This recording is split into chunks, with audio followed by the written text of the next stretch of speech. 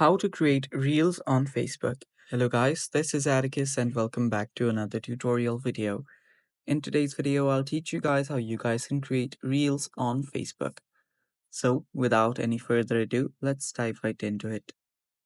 First step, open up your Facebook app. Make sure you're logged in into your account. Then what you can do is you can simply create a post. To create a post, you can head over to your profile first. So let's head over to our profile. And on your profile, you can simply add post as you normally do, and there you'll see under post section the reel option. Tap on reel. From here you can select a video from your camera roll, or if you don't want to do that, you can simply select the camera option on the top and start recording a video. I'll just choose a video that was already in my gallery.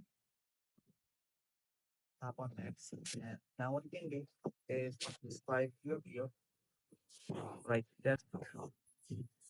Then if you want to get the thumbnail, change the thumbnail, the visibility picture show, and if you want that, yeah, and find out who so the same and share. And I will do that your video will get uploaded, and that's how you can create videos on Facebook. Thanks for watching guys, that is all for today's video. If you're new to our channel, subscribe and more as well. Bye bye.